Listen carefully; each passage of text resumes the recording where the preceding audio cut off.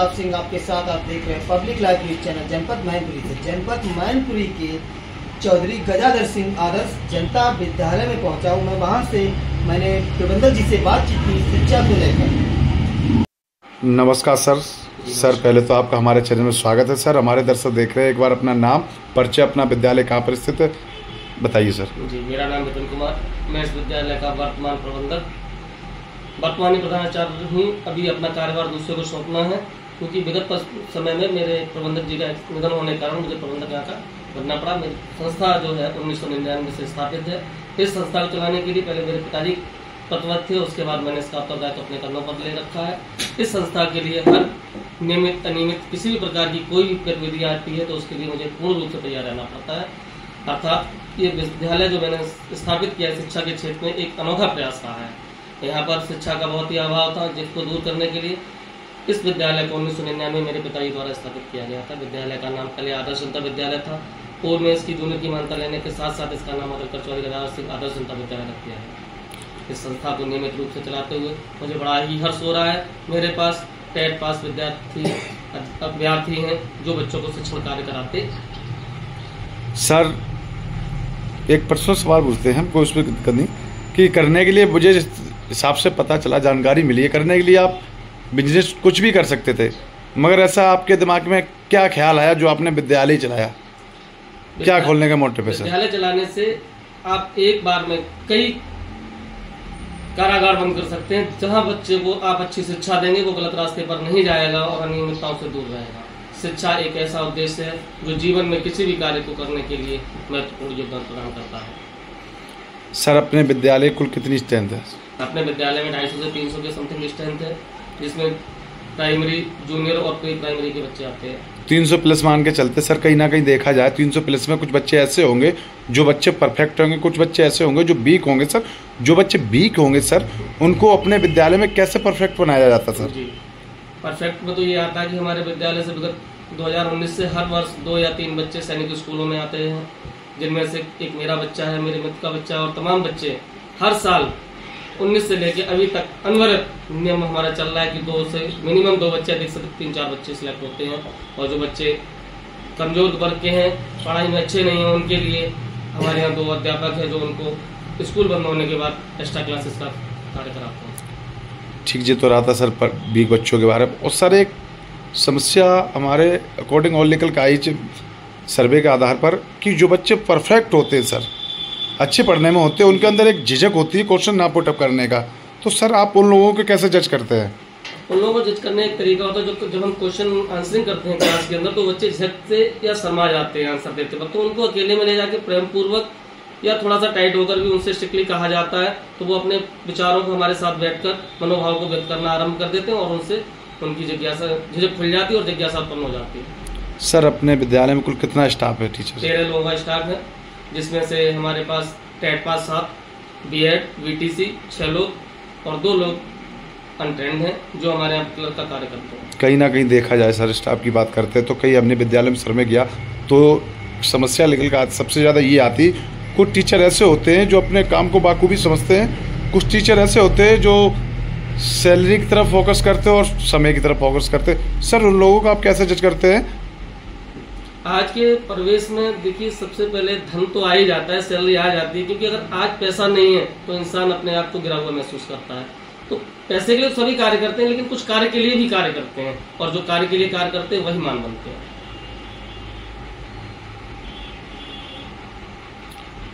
जी sir, आपका meeting पे आया सर, इसके अंतर में जानना चाहेंगे सर आपसे जी कि ज़्यादातर बच्चे अपने सिटी से गार्जियन भेजना पसंद करते हैं, तो रूरल एरिया में आपने स्कूल खोलने के क्या मोटिव रहा होगा आपका? देखिए, शहरी क्षेत्र में तो व्यवस्थाएं सारी मिलती हैं, रूरल क्षेत्र में तो व्यवस्थाएं नहीं मिल पाती। उन बच्चों को वो व्यवस्थाएं देने की जो शहर में प्राप्त होती हैं और उनको शिक्षण कार्य उसी स्तर पर कराना है जिस स्तर में शहरी क्षेत्रों में होता है। सर आपके स्कूल में न्यू यूनिक क्या है जो गार्जियंस आपके स्कूल में एडमिशन करवाते हैं बच्चे का? न्यू यूनिक ये है कि जो बाहर जाके शहर के अंदर जाके 4 से 5 हज़ार की बुक्स लेते हैं, उन बुक्स मेरे यहाँ बहुत ही सस्ती, अच्छे लेवल में और चीप और बेस्ट मटेरियल मिलेगा उन्हें। दूसरा, मेरे यहाँ कोई ड्रेस का फाउंडेशन नहीं कि आपको एक निश्चित दुकान से ड्रेस खरीदनी है, निश्चित दुकान से बुक्स लेनी है, निश्चित दुकान से नोटबुक लेनी है, या ये बुक नहीं चलेगी, वो बुक नहीं चलेगी, ये नोटबुक नहीं चलेगी, वो बुक लाइए, मुझे कोई फर्क नहीं पड़ता। जिस बुक का मैं नाम बताऊँ वो बुक आप किसी भी दुकान से परचेज कर लीजिए, मुझे कोई फर्क नहीं पड़ता कि आप बुक्स किस दुकान से लेके आए।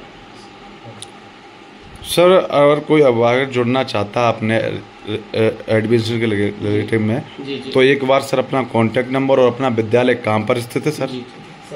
चौधरी राजा सिंह आदर्श जनता विद्यालय एडवेंस नगर दीवानी रोड पर व्यवस्थित है। ये अपने ठीक तिराहे से दीवानी के लिए रास्ता जाता है उस पर, भामद के लिए रास्ता जाता है, उस तिराहे से 100 मीटर की दूरी पर स्थित है। विद्यालय के ठीक सामने लाल मंदिर बना हुआ है।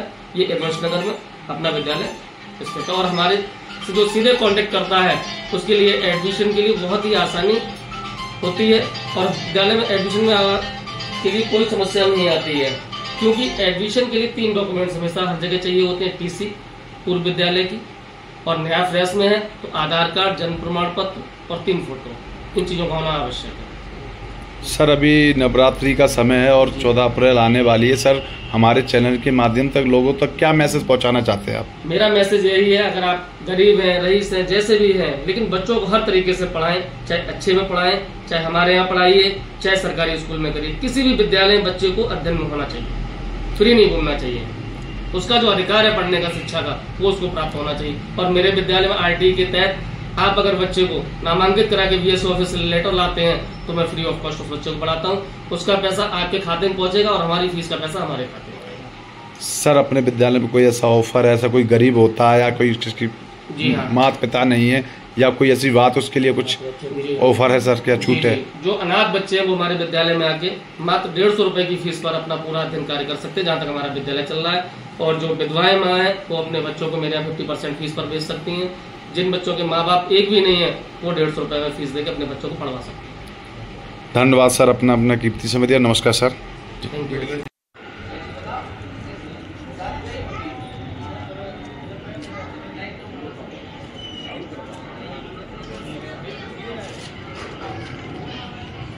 प्रताप सिंह आपके साथ, आप देख रहे हैं पब्लिक लाइब्रेरी चैनल जनपद मैनपुरी से। जनपद मैनपुरी के SMT KK मेमोरियल स्कूल में पहुंचे हैं, जहां के मैं प्रिंसिपल से बात करेंगे कि यहाँ शिक्षा व्यवस्था किस प्रकार है, कि शिक्षा को लेकर उनसे खास बातचीत करते हैं कि प्रिंसिपल साहब बताएंगे कि अपने स्कूल में क्या क्या ऐसी परेशानी है जिससे स्कूल में छात्रों के उज्जवल भविष्य की कामना की जाती है। चैनल में आपका स्वागत है। नमस्कार जी। नमस्कार सर, मेरा नाम दीपक कुमार, मैं श्रीमती कमलेश कुमारी उच्च माध्यमिक विद्यालय का प्रिंसिपल। आपने जैसा कि अभी बोला है कि शिक्षा को बेहतर बनाने के लिए किस किस तकनीक का प्रयोग करते हैं, तो उसके लिए हम कहना चाहेंगे कि हमारे यहाँ सबसे पहली बात तो यह है कि अच्छे दर्जे की उच्च शिक्षक जिनकी क्वालिफिकेशन जो है, ऐसा कोई टीचर नहीं हमारे यहाँ कि जो BSc B.Ed या BTC ना हो, B.Ed या BTC ना हो। तो और उसके बावजूद हम आधुनिक तकनीकें, जैसे किसी बच्चे को जो आया है उसे टेस्ट के रूप में उसे एंट्री देना स्कूल में, उसके बाद मंथली टेस्ट होते हैं हमारे यहाँ, जिससे गार्जियंस को बताया जाता है उनका फीडबैक कि उनका बच्चा कितना है या कितना नहीं हो गया। उसके बाद अच्छी तकनीकों से लैस है, जैसे वाईफाई है और प्रोजेक्टर वगैरह है, वो भी हमारे यहाँ है। तो उसके द्वारा हम जो है बच्चों को शिक्षा उपलब्ध कराते हैं। हम ऑनलाइन शिक्षा, जैसे अभी रिसेंटली कोविड गया था, तो कोविड में क्या था कि हम रिसेंटली चला रहे थे, तो हम ऑनलाइन चला रहे थे प्लेटफॉर्म अपना स्कूल का, तो बच्चे ऑनलाइन पढ़ रहे थे। तो इस तरीके से जो है, और हम आपसे कहना चाहेंगे कि हमारे विद्यालय का नाम ही बहुत है कि जितने भी आसपास एरिया में जितने भी स्कूल हैं, अभी तक हमारा जो है बच्चा सबसे उच्च स्थान पर रहा है। हाँ, इसे आपने बताया सर कि अपने स्कूल में उच्च व्यवस्थाएं हैं, तो अपने हम जानना चाहेंगे कि आपके स्कूल में बच्चों की संख्या लगभग कितनी है? बच्चों की संख्या हमारे यहाँ लगभग 600 साढ़े 600 बच्चे अभी इनरोल्ड है। जैसे आपने बताया 600 साढ़े 600 बच्चे हैं, इनमें से कुछ बच्चे ऐसे भी होंगे जो बहुत वीकली, मतलब कमजोर टाइप। जी जी जी जरूर। उनको आप किस प्रकार मैनेज करते हैं कि ये बच्चा मेरे 23 बच्चों के इस लायक बने? कमजोर बच्चे पर क्या करते हैं? वीकली जो बहुत ज़्यादा वीक स्टूडेंट है उसके लिए हमारे यहाँ क्या होता है कि एक्स्ट्रा क्लास दी जाती है। एक्स्ट्रा, जैसे कोई बच्चा है जो छुट्टी हो गई है, छुट्टी के बाद उसे रोक लो और उसे अलग से जो है ट्यूशन टाइप का हो, जिसका हमारे यहाँ कोई भी फीस चार्ज नहीं दिया जाता है बच्चों को। जैसे इस माध्यम से जो है हम बच्चों को जो है कुछ शिक्षा प्राप्त करते हैं। इसे मैं जानना चाहिए आपसे, जैसे आपने यहाँ टीचरों की संख्या कितनी होगी? हमारे यहाँ 24 का स्टाफ है। 24 स्टाफ जी। जैसे आपने से बताया कि सर्वे के अनुसार 24 का स्टाफ, 24 टीचरों में से सर कुछ टीचर ऐसे भी होंगे जो अपनी शिक्षा की व्यवस्था को लेकर पूरी मदद समझते हैं, कुछ टीचर ऐसे भी होंगे जिसमें ओनली आप फोकस करते हैं अपनी बात पर कि हमारा टाइम में निकल मतलब बच्चों को जैसे कैसे मैनेज करते हैं? जी ऐसा है, उसके लिए क्या होता है कि हमारे यहाँ हर 15 दिन में एक मीटिंग बुलाई जाती है, ठीक है। और वैसे भी अगर देखा जाए तो हमारे यहाँ टीचर जो है छुट्टी में आधा घंटा रुक के उसके बाद जाया जाता है, जैसे कोई भी कमी है तो वहाँ पे वो चीज़ गिनाई जाती है, तो उसे जो है कल से अगले दिन से जो है लागू कर दिया जाता है। कि ऐसा आपके स्कूल में क्या न्यू स्कूल में ही बच्चों का एडमिशन कराया, ऐसा क्या यूनिक है जो अन्य स्कूलों से बेहतर है? यूनिकनेस की बात करें तो यूनिकनेस है हमारा रिकॉर्ड, पिछला रिकॉर्ड। हमारा पिछला रिकॉर्ड देखकर ही गाइडेंस अपने आप आता है, क्योंकि हमने जैसे कि अभी आपको बताया था कि पिछले आप 5 साल 6 साल का रिकॉर्ड उठा के देख लो, तो जितने भी एरिया में हमारे यहाँ स्कूल है, सबसे प्रथम अगर कोई बच्चा निकला है तो वो हमारे स्कूल से ही निकला। जिससे हमारे दर्शक लोग जानना चाहेंगे, जैसे कोई गार्जियंस है वो आपके एडमिशन लेने के लिए आपका एड्रेस, पूरा नाम और फिर से कॉन्टैक्ट नंबर बताएं। जी, हमारे स्कूल का नाम है श्रीमती कमलेश कुमारी उच्चतर माध्यमिक विद्यालय ज्योति मैनपुरी, और हमारा कॉन्टैक्ट नंबर है 82 18 48 0583। सर इस वक्त नवरात्रि का समय और 14 अप्रैल आने वाली है। सर हमारे चैनल के माध्यम से लोगों तक क्या मैसेज पहुंचाना चाहते हैं, किस तरह भाईचारा बनाकर नवरात्रि मनाएं, और 14 अप्रैल के बारे में क्या बच्चों को और गार्जियन तक मैसेज पहुंचाओगे हमारे चैनल के जरिए? 14 अप्रैल बाबा अम्बेडकर जयंती